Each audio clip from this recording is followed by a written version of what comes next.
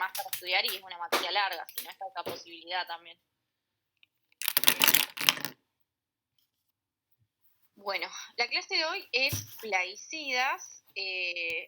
Yo odio plaguicidas, pero bueno, es una clase que hay que dar, así que no queda otra opción. De acá no es todo importante. Sepan, a ver, estudiar o leer hay que leer todo, pero hay un par de temas que sí o sí hay que saber para el examen. Vamos a arrancar con órganos fosforados. Lo toman todos los docentes órganos fosforados, así que es recontra importante. Dentro de los plaguicidas es el que primero tienen que ponerse a estudiar y el que más detallado tienen que saber. Este y paraquat son los dos más preguntados en el examen. Bueno, arranco entonces. De lo que es cinética, lo único que me interesa que sepan es que son muy liposolubles. Entonces se van a almacenar en el tejido adiposo y lo importante acá es que son tan liposolubles que se absorben bien por todas las vías y se eliminan por orina, heces y sudor.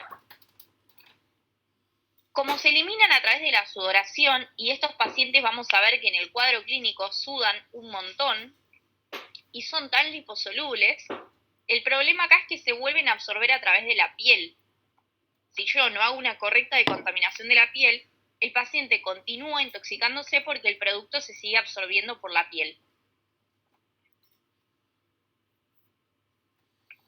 Esto, como les dije ayer, no pueden ir al examen de tóxicos sin saber el mecanismo de acción de un órgano fosforado. Es una pregunta que si no la saben es para el bochazo. Lo que hace el órgano fosforado es bloquear de manera irreversible a la acetilcolinesterasa, que es la enzima que metaboliza la acetilcolina. Entonces, ¿qué sucede? Aumenta la acetilcolina en la brecha sináptica. Se van a estimular tanto los receptores nicotínicos como los muscarínicos, que ahora lo vamos a ver. ¿Cómo hacen esta inhibición irreversible? Fosforilando el sitio activo de la enzima.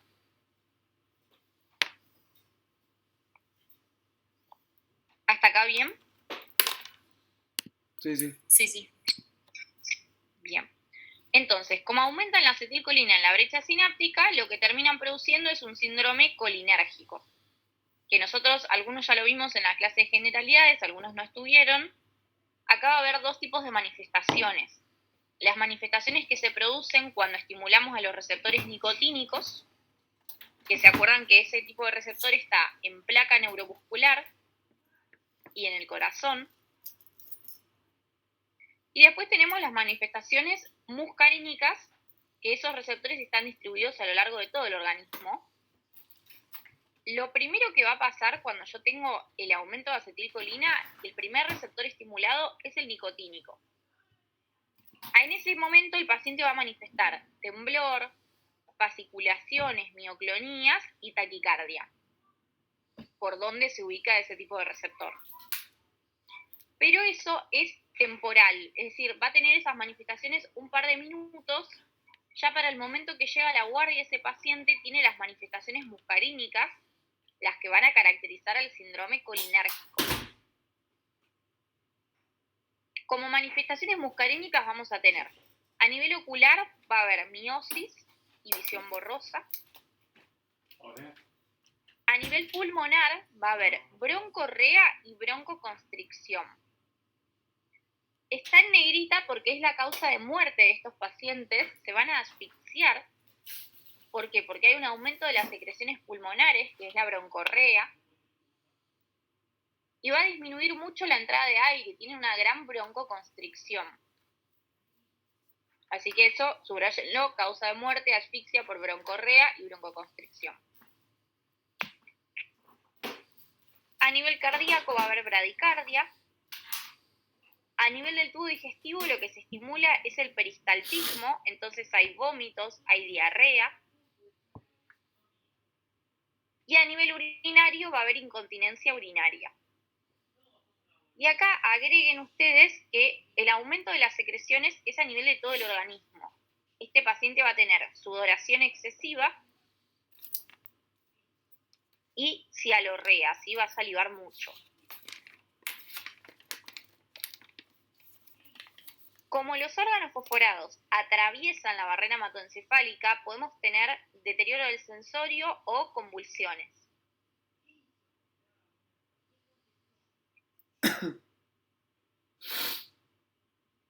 Ese es el cuadro agudo, pero en los órganos fosforados tenemos algo que se llama efecto retardado.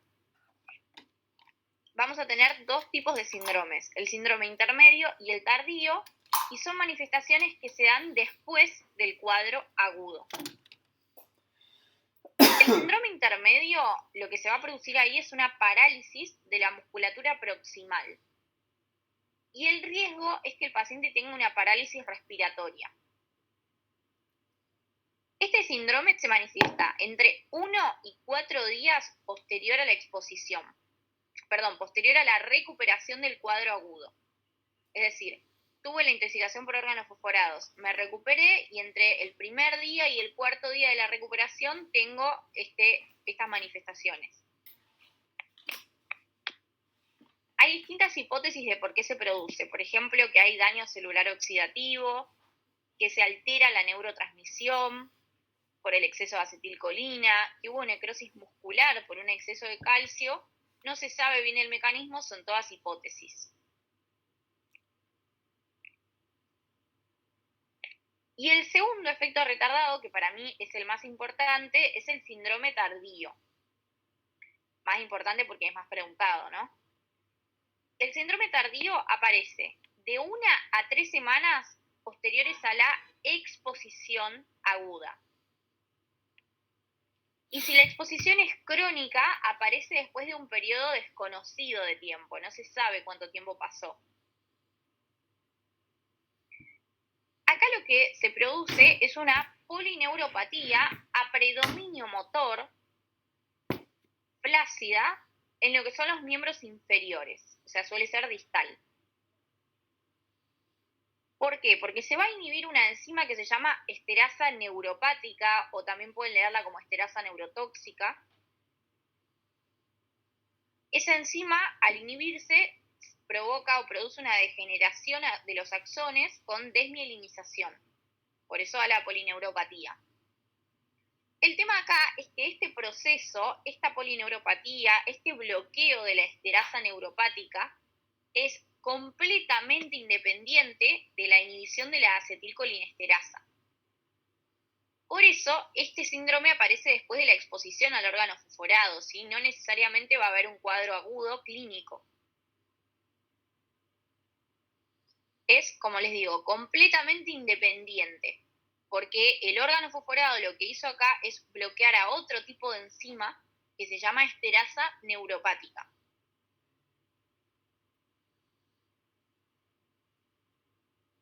¿Hasta acá bien? ¿Repito algo?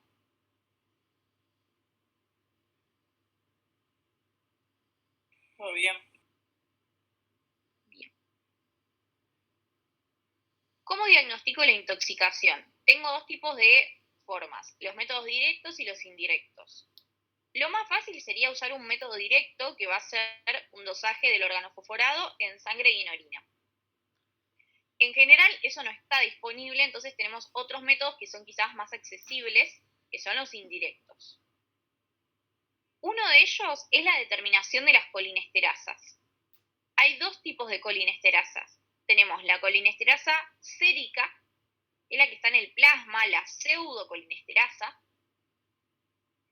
y tenemos una segunda colinesterasa, que es la eritrocitaria, está en el glóbulo rojo. ¿Cómo van a estar las colinesterasas? Van a estar inhibidas, van a estar disminuidas, su actividad disminuye porque está siendo inhibida la enzima con el órgano fosforado. El tema es que cada colinesterasa tiene sus características, o sea, va a responder diferente al órgano fosforado, y por lo tanto, una me va a servir como marcador de efecto, es decir, me dice si el paciente estuvo expuesto o no recientemente no, si estuvo expuesto un periodo de tiempo, y la otra colinesterasa me va a servir como marcador de exposición, me dice si estuvo o no expuesto. ¿Cuál sirve para qué? Tenemos la colinesterasa sérica, la que está en el plasma, sirve como marcador de exposición. Me dice si el paciente recientemente estuvo expuesto al órgano fosforado. Porque lo que hace es descender más rápido y normalizarse más rápido ante la exposición. Es decir, cambia y varía rápidamente de acuerdo a si estuve o no expuesto. O sea que si yo hoy fumigué con órganos fosforados y me mido la colinesterasa sérica y está disminuida, quiere decir que estuve expuesta al órgano fosforado, que absorbí el órgano fosforado. ¿Hasta acá bien?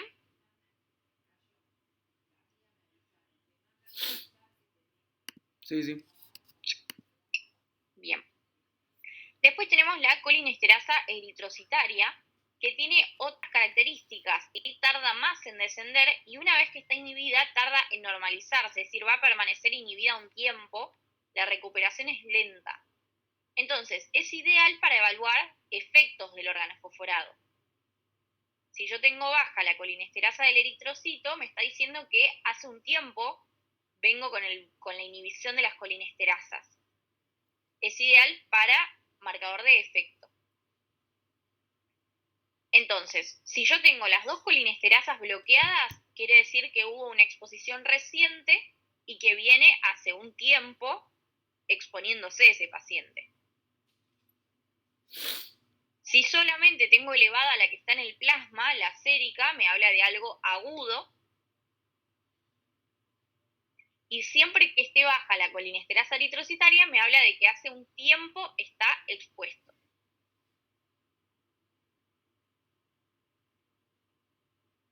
¿Hasta ahí bien con el tema de las colinesterasas? Sí. Bien. El otro marcador indirecto que tengo, método indirecto que tengo, es la prueba de atropina.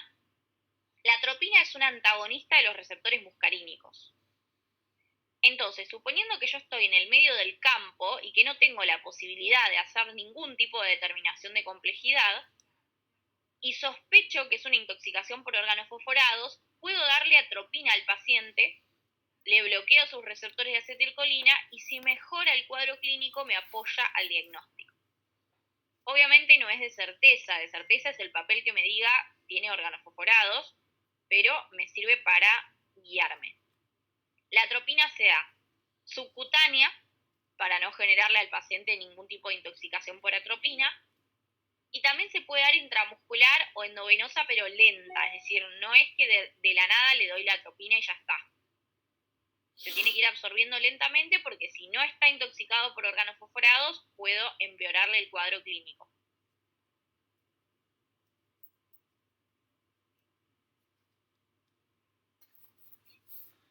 Bien. ¿Cómo voy a tratar a este paciente? Como todo paciente vamos a hacer ABC y control de signos vitales.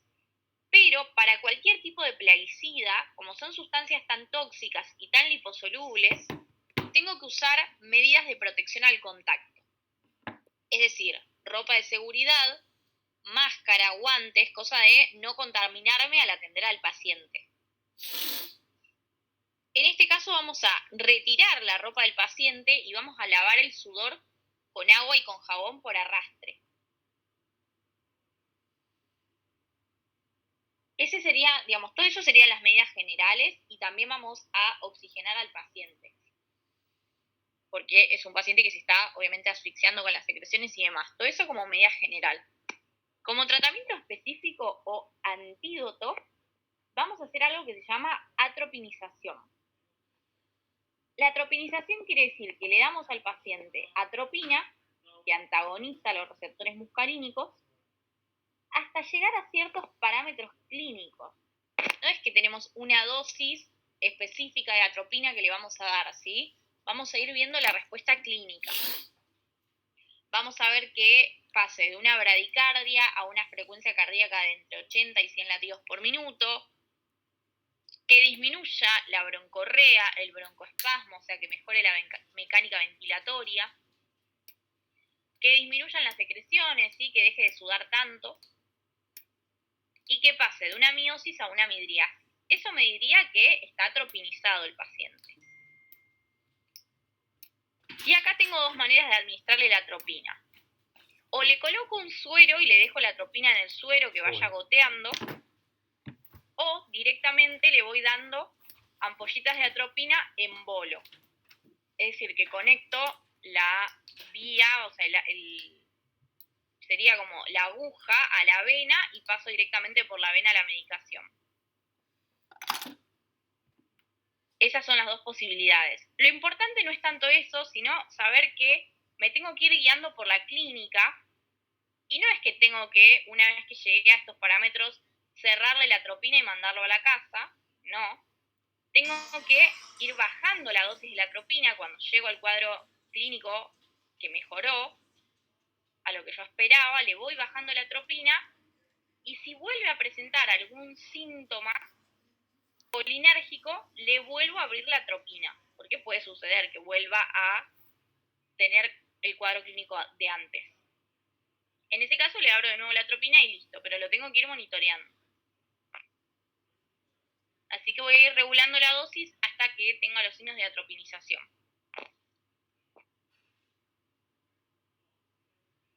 ¿Hasta acá bien? ¿Alguna duda?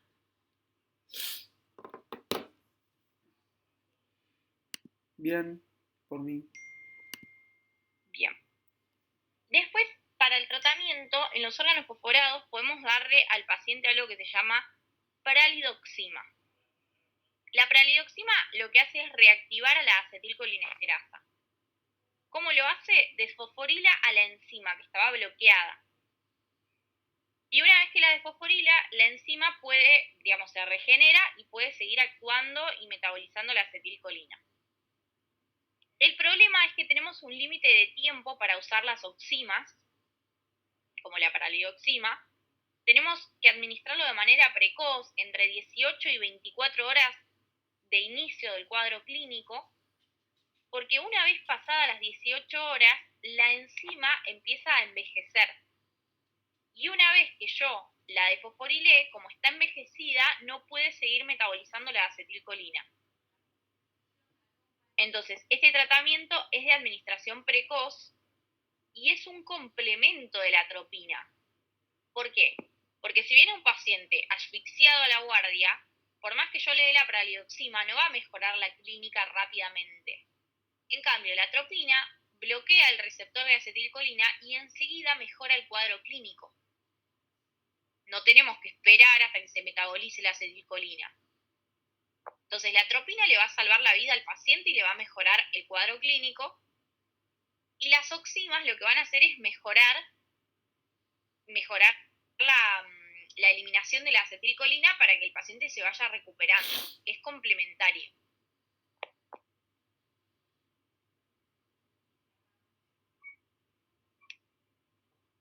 ¿Dudas hasta acá de órganos fosforados?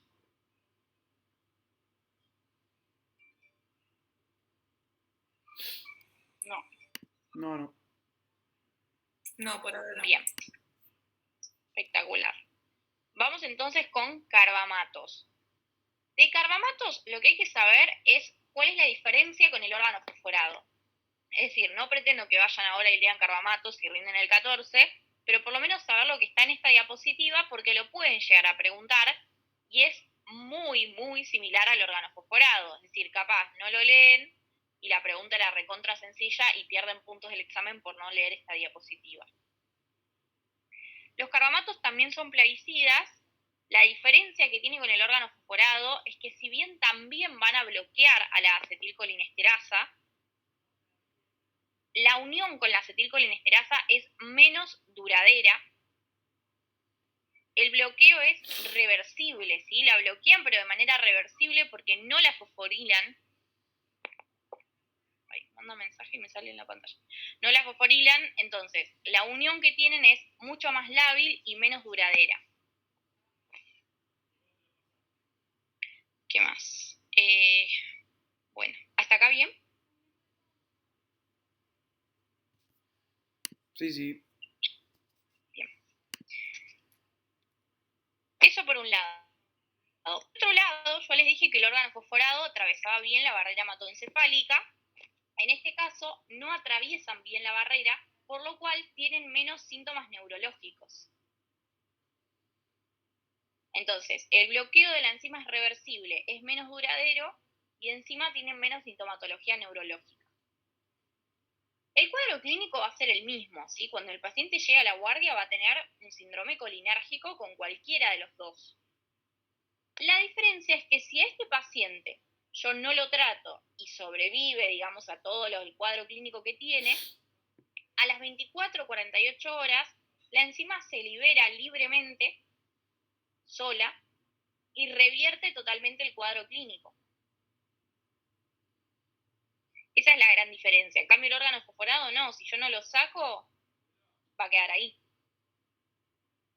Obviamente que para que esto suceda, yo no lo tengo que tratar y el paciente tiene que sobrevivir a todas las posibles complicaciones, ¿sí? A la broncorrea, broncoconstricción, bradicardia. Tiene que sobrevivir a todo eso y si sobrevive, solo se va a recuperar porque se libera la enzima. Como no vamos a ver si mejora o no solo, lo vamos a tratar igual al paciente. El tratamiento es el mismo que antes, ¿sí? ABC, signos vitales, decontaminación, atropinización y oxígeno. Exactamente lo mismo. Lo único que no le voy a dar son las oximas.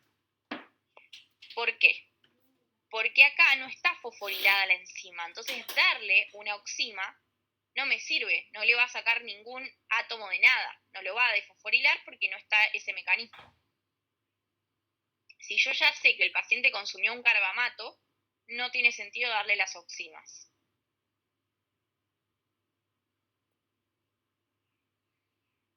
¿Dudas hasta acá?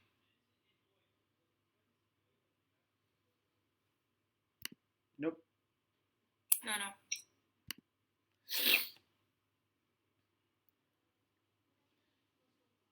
Bueno, organoclorados es uno de los temas que no suelen preguntar mucho, es decir, yo no lo priorizaría para un examen. Obviamente lo doy porque la cátedra lo da y capaz algún casito clínico les pueden hacer, pero no hace falta que sepan mucho más de lo que está acá.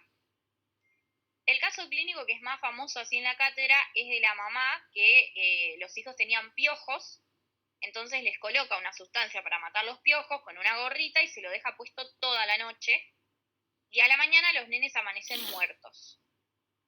Esa sustancia para matar los piojos es un órgano clorado y se llama lindano. Así que ese casito clínico está en la cátedra y lo pueden preguntar. Los órganos clorados son plaguicidas. Desde el punto de vista químico son un tipo de hidrocarburo. Son hidrocarburos clorados. Les dejé algunos ejemplos como DDT, DDE, DDD y lindano, que es el que mata los piojos. Igual que los órganos fosforados son muy, muy liposolubles. Son también muy estables y sufren dos procesos que son bioacumulación y biomagnificación. Bioacumulación quiere decir que se van a acumular en los seres vivos y también al ser tan persistentes y tan estables van a quedarse en el ambiente, ¿sí? En los suelos, en las aguas persisten y no son eliminados. La biomagnificación quiere decir que se acumulan a través de la cadena trófica. Es decir, que si hoy yo como un pescado que tiene concentración de órgano clorado, esa concentración de órgano clorado va a ser mayor en mí, ¿sí? No se degrada y persiste totalmente así como pasó del pescado a mi cuerpo. Además de todo esto, son disruptores endocrinos. ¿Qué hay que saber de los disruptores endocrinos para el examen? Definición y un ejemplo. Hay un ejemplo muy bueno que es el del papel de ticket, que se llama bisfenoles. Así que nada, si leen el apunte de la cátedra pueden estudiarse ese ejemplo que es una tontería. Así que recuerden, definición y un ejemplo. Entonces, ¿cuál es el mecanismo de acción de los organoclorados? Lo que hacen es excitar las membranas a través de dos mecanismos: deshidrogenación del sistema nervioso central y prolongación de la despolarización celular. Cuando nosotros hablamos de excitar las membranas, lo mismo que hablamos si decimos que se abren los canales de sodio o se excitan las membranas, lo que estamos diciendo es que se excitan los tejidos excitables, que son las neuronas, el músculo y el corazón. Esperen que voy a sacar las notificaciones porque no puedo hacer. Un segundito.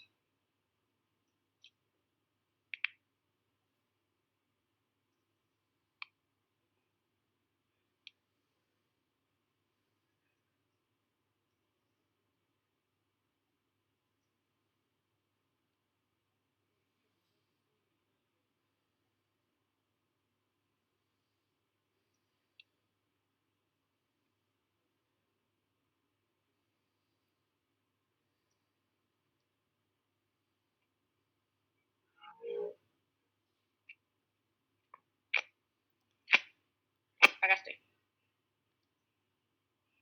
¿Qué me quede?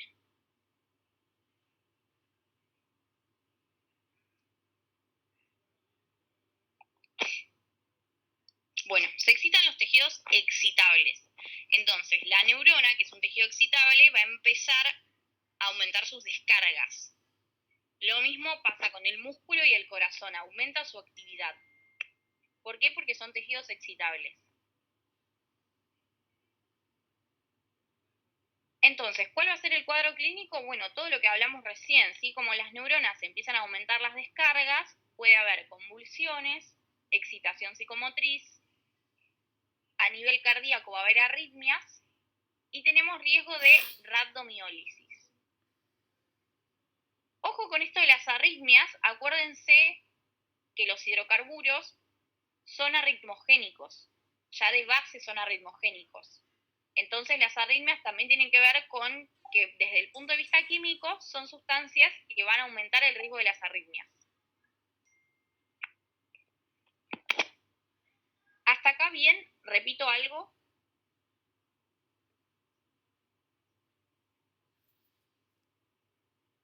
Por ahora bien. Bien. Entonces, ¿qué pasa todo eso que hablamos recién es en agudo? ¿Qué pasa con la gente que está expuesta crónicamente a los órganos fosforados? Son sustancias muy tóxicas, son cancerígenos, están asociados al cáncer de pulmón, de testículo y al linfoma. Y además, como son disruptores endocrinos, en este caso tienen función estrogénica, es decir, que el órgano fosforado tiene una actividad similar al estrógeno en las personas, producen distintos tipos de malformaciones, como por ejemplo hidrocele, criptorquidia, hernia inguinal y también provocan infertilidad.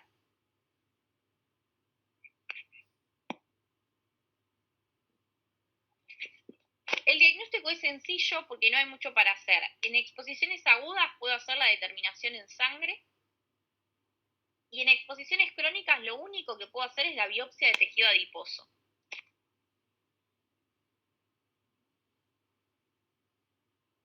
Después, el tratamiento también es bastante sencillo. En exposiciones agudas voy a hacer el ABC y control de signos vitales, siempre con medidas de protección. Se plantea que si la ingesta es abundante, muy abundante, con una latencia temprana, puedo hacer carbón activado. Si ustedes se acuerdan, en la clase de hidrocarburos, creo que vos, Bruno, que no estuviste, pero yo hablé y les comenté que con un hidrocarburo no puedo hacer ni lavado gástrico ni carbón activado. Hay una excepción a la regla y es que si el hidrocarburo está vehiculizando una sustancia de mayor toxicidad, puedo usar el carbón activado. Entonces, si hablamos de un hidrocarburo solo, por ejemplo de la nafta, no puedo hacer ni lavado gástrico ni carbón activado, pero en este caso, en los órganos clorados, que son plaguicidas muy tóxicos, en ingestas abundantes con latencia temprana, como el hidrocarburo está vehiculizando una sustancia de mayor toxicidad, puedo hacer el carbón activado.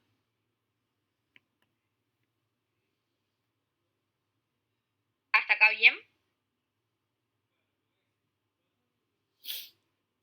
Sí. Bien. Si la ingesta es escasa o es una exposición crónica, no hay evidencia de que sea útil el carbón activado. Lo único que puedo hacer es darle una dieta libre de grasa al paciente para que no realice circulación enterohepática este tóxico tan liposoluble. Es decir, para que aumente su absorción, para que no aumente su absorción.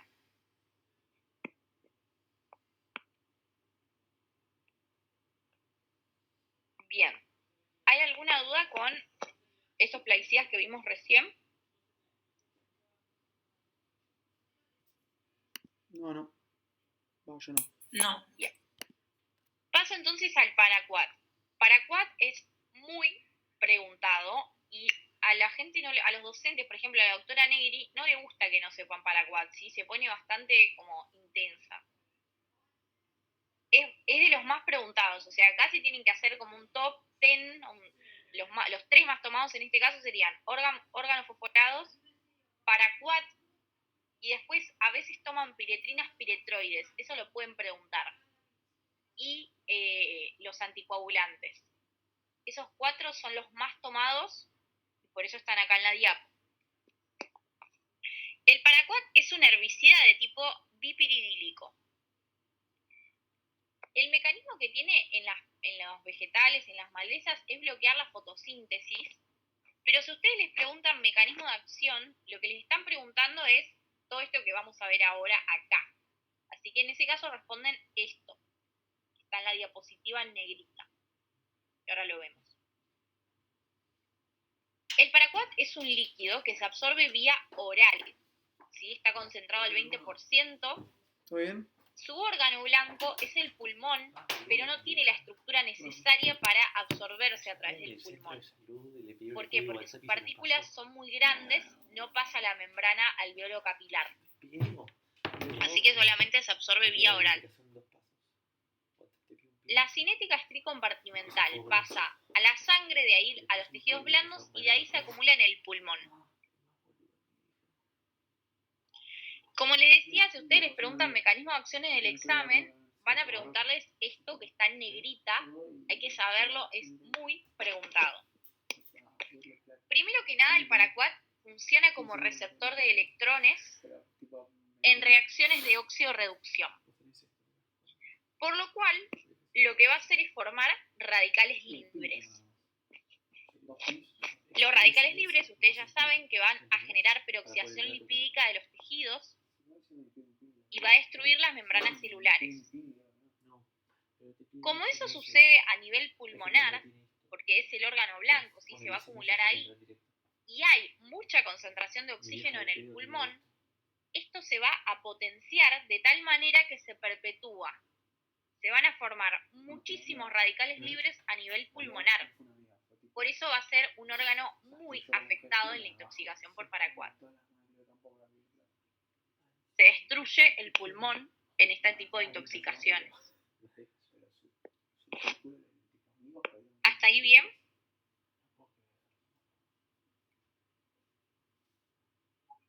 Sí. Bien. Además de eso, hace otras cosas. Infiltra células, infiltra profibroblastos en el alveolo, que cuando maduran empiezan a ocluir los espacios alveolares. Destruye células como el neumonocito tipo 1 y tipo 2. Entonces no va a haber producción de surfactante.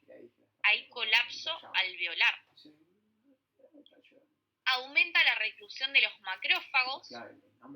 Y esto es re importante, aumenta la síntesis de colágeno porque estimula a la enzima hidroxilasa. Esta es la causa de muerte de estos pacientes, la fibrosis pulmonar progresiva e irreversible. Y además de todo esto tiene efecto cáustico, entonces cuando lo ingiero a través del tubo digestivo voy a tener lesiones cáusticas.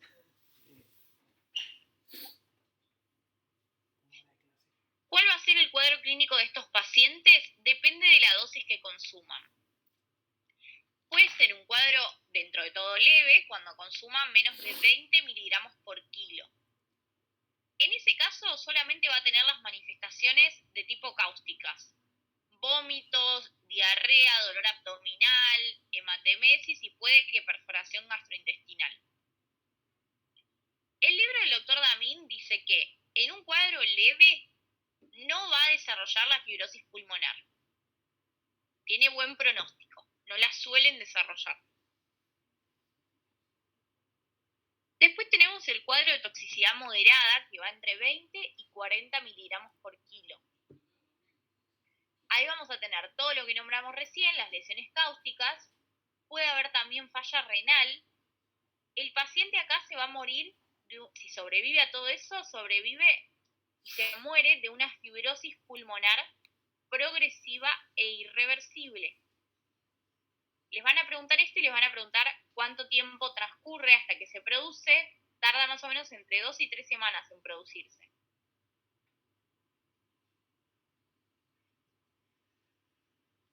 Por último tenemos la toxicidad fulminante, cuando ya son más de 40 miligramos por kilo. Ahí el paciente va a tener una falla multiorgánica, ¿sí? Puede haber perforación gastrointestinal, falla renal, falla hepática, injuria pulmonar aguda. Ahí el paciente va a morir en 2 o 3 días.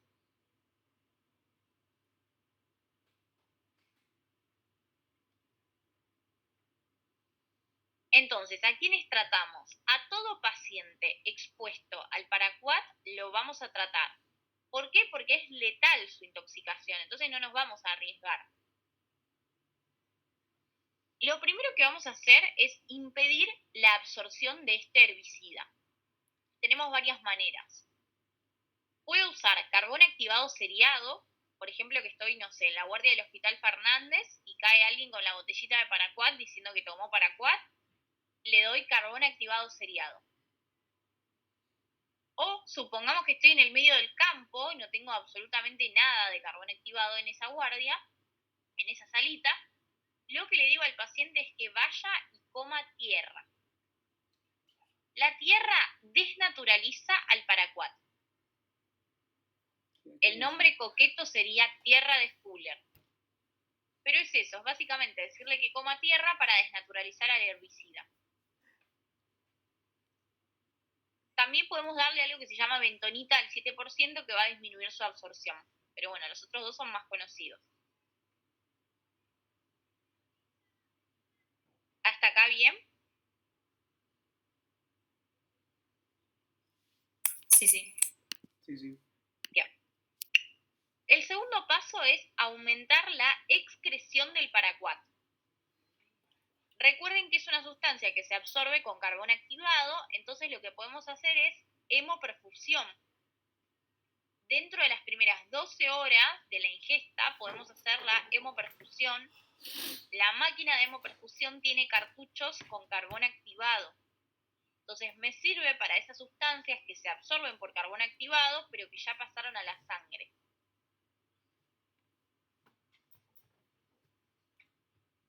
El último paso es darle antioxidantes. Los antioxidantes no están comprobados que ayuden en nada, pero igual se los damos al paciente. Son la vitamina C y la hidrocortisona intravenosa. Digamos que lo que harían es tratar de disminuir la formación de radicales libres. ¿Cuándo le puedo dar oxígeno a estos pacientes? Darle oxígeno a alguien que consumió paraquat es condenarlo a la fibrosis pulmonar. Entonces, acá es un riesgo-beneficio. Solamente le voy a dar oxígeno si tiene una PO2 menor a 50 con distrés respiratorio. Pero si le doy el oxígeno, se va a morir, o sea, sobrevive ahí, pero se va a morir de la fibrosis pulmonar.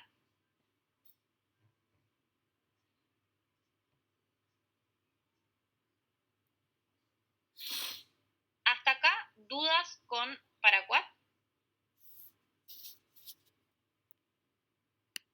No. Bien. El licuat es similar, ¿sí? Lo mismo que le dije de carbamatos y órganos fosforados, es simplemente sacar las diferencias. Es de la misma familia de herbicidas, la diferencia es que es menos tóxico porque no se puede transportar al pulmón, ¿sí? No tiene la estructura necesaria para transportarse hacia el pulmón. Entonces tiene menos toxicidad. Tiene la misma vía de ingreso, pero el órgano blanco, en lugar de ser el pulmón, es el riñón.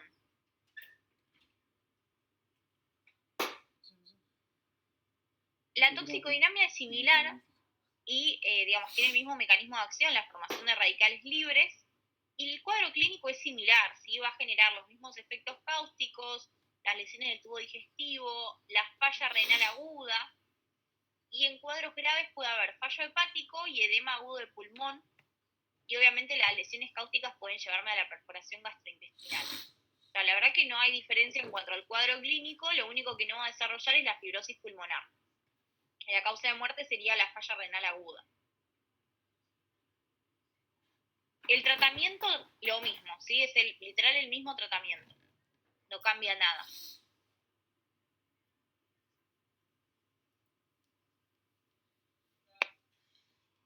Bien, ¿podemos pasar a rodenticidas o tienen dudas hasta acá?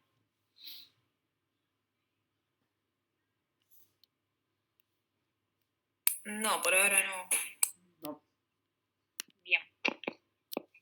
Bueno, rodenticidas lo suelen preguntar, ¿sí? Sobre todo si no es último final.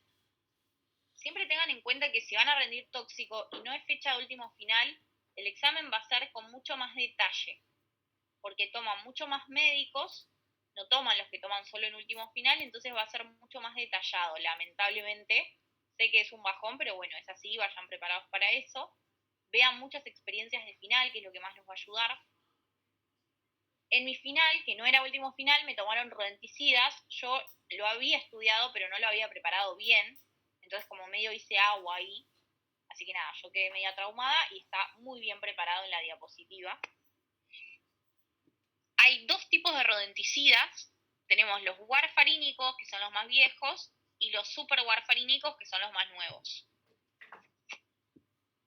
Las warfarinas tienen un efecto que dura entre 5 y 7 días, ¿sí? Máximo una semana. En cambio, las super warfarinas tienen un efecto que dura 60 días o más. O sea, estamos hablando de un rodenticida que dura una semana y de otro que dura 2 o 3 meses. Hay mucha diferencia, lo cual va a cambiar también el tratamiento. Los superwarfarínicos duran más tiempo porque son mucho más liposolubles, se van a acumular en el tejido adiposo del paciente y además realizan circulación enterohepática y son 100 veces más potentes que las warfarinas. Hay una gran diferencia entre uno y el otro. El mecanismo de acción para los dos es el mismo. Bloquean a la enzima epoxio reductasa, impidiendo reutilizar la vitamina K. Entonces, no vamos a tener los factores de la coagulación K dependientes, que son 2, 7, 9 y 10. Esto no va a afectar a los factores que ya obviamente están circulando por la sangre, pero una vez que esos factores sean degradados, no vamos a tener síntesis de nuevos factores y ahí va a empezar la manifestación clínica. Por eso tenemos un periodo de latencia, ¿sí? Los primeros 3 días el paciente no va a presentar un cuadro clínico. ¿Por qué? Porque tiene factores circulantes activos. Una vez que se degraden y no se formen nuevos, van a empezar las manifestaciones hemorrágicas. Las manifestaciones se dan en mucosas. Tenemos gingivorragia, o sea, sangran las encías, hematuria, melena, sangrado del sistema nervioso central. También puede dar epistaxis, sangrado de nariz, metrorragia en la mujer, sangra absolutamente todo. Este paciente obviamente va a estar hipotenso, hipovolémico y con shock hipovolémico, que va a ser la causa de muerte.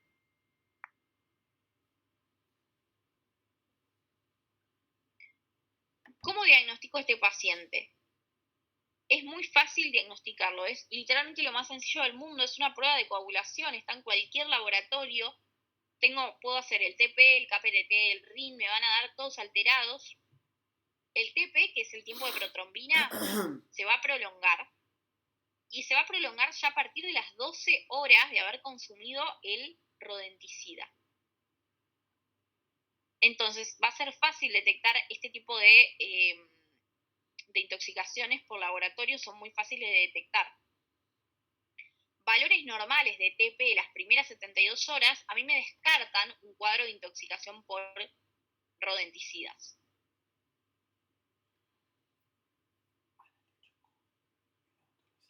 Entonces, ¿cuál es el tratamiento? Este que vamos a ver primero es para las warfarinas y después vamos a decir para las superwarfarinas.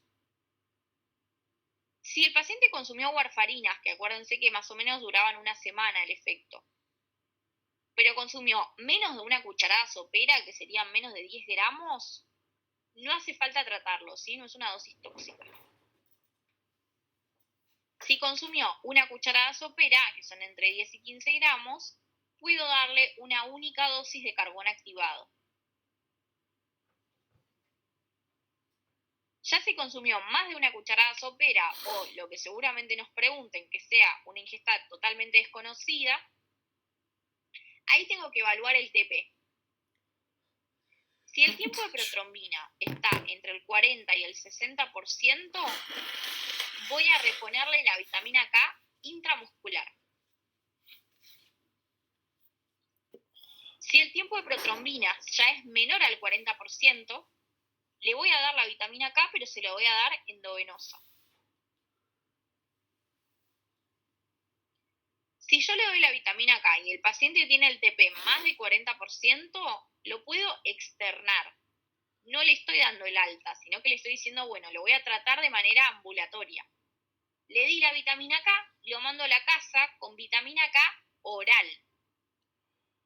Le doy la vitamina K oral por una semana, que es más o menos lo que dura el efecto de las warfarinas. ¿Hasta acá bien? Sí. Bien. Si el paciente tiene un TP normal por 48 horas consecutivas, o sea, el mismo criterio que cuando anticoagulamos a un paciente, ahí le puedo dar el alta definitiva. Previo a esto, corrección con vitamina K parenteral y luego vitamina K oral por una semana.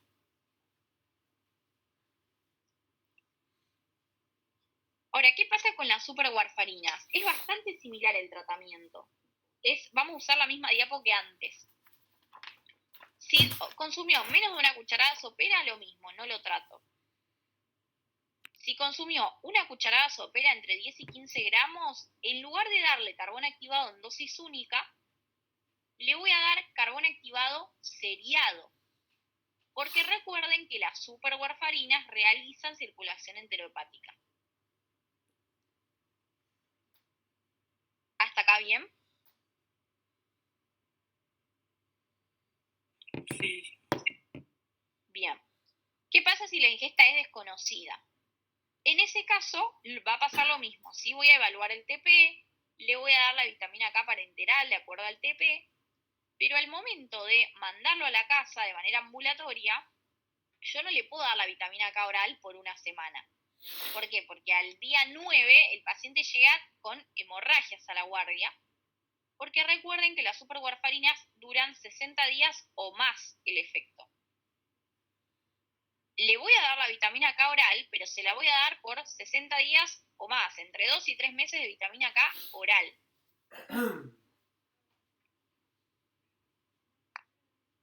Entonces, el tratamiento con vitamina K es a largo plazo. ¿Por qué? Porque su efecto dura mucho más que en las warfarinas. ¿Hasta acá bien? Sí. Bien. ¿Qué pasa en un cuadro donde el paciente llega a la guardia con una intoxicación grave? Esto lo suelen preguntar, si es un caso clínico. Si el paciente tuvo un envenenamiento, una intoxicación con rodenticidas y tiene un cuadro grave o ya tiene hemorragias, ¿qué hago con ese paciente? Si bien yo voy a hacer obviamente una reposición de fluidos agresiva, lo voy a expandir con solución fisiológica para subirle la presión, eso no va a ser suficiente, ¿sí? Ese paciente se va a desangrar.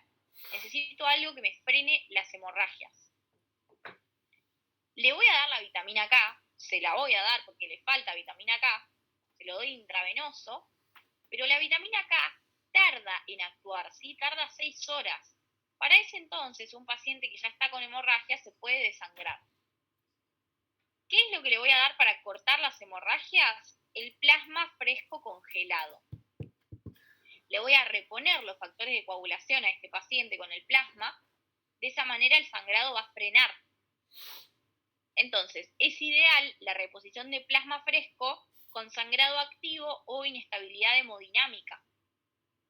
Si yo solamente lo dejo con la vitamina K, a las 6 horas el paciente se murió. Si le doy el plasma fresco congelado, le detengo las hemorragias y le doy tiempo a la vitamina K de que vaya actuando.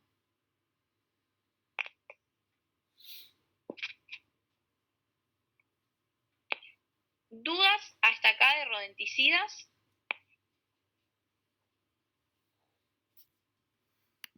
Yo no.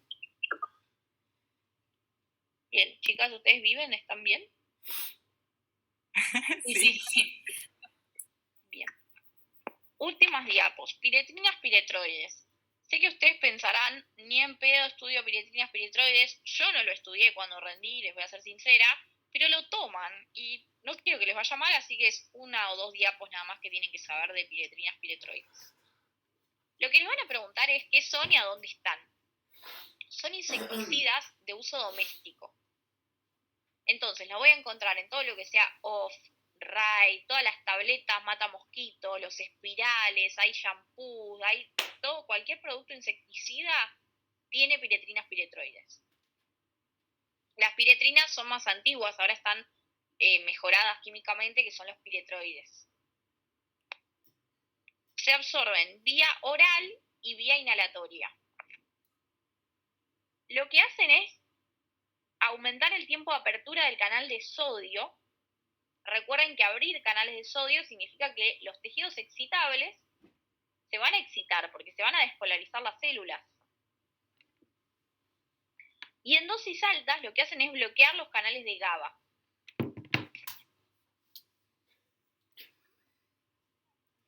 La clínica es muy variada, ¿sí? Imagínense que ustedes se tiran todo raid en la cara.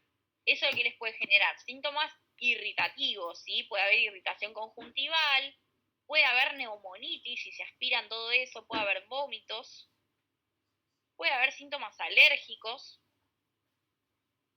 Y después estos más de memoria, que son el síndrome T y el síndrome C. El síndrome T es fácil de relacionar. Dijimos que acá se abrían los canales de sodio, se despolarizaban las células, excitábamos a los tejidos excitables, por ejemplo la neurona y el músculo.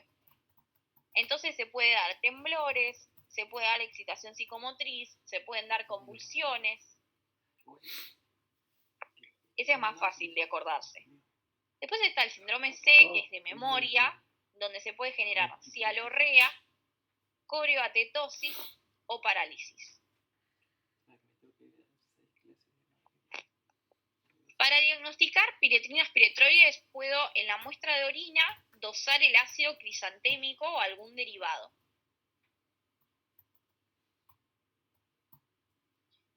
Y el tratamiento es todo medidas generales, ¿sí? Voy a hacer protección gástrica, porque van a irritar la mucosa del tubo digestivo.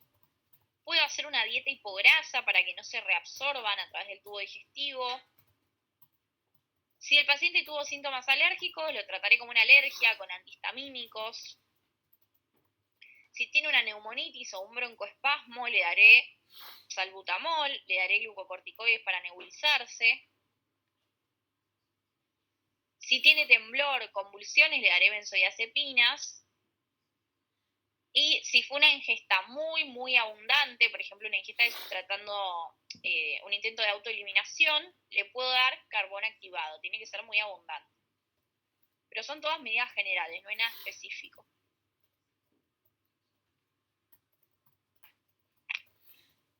¿Hasta acá alguna duda con algún plaguicida?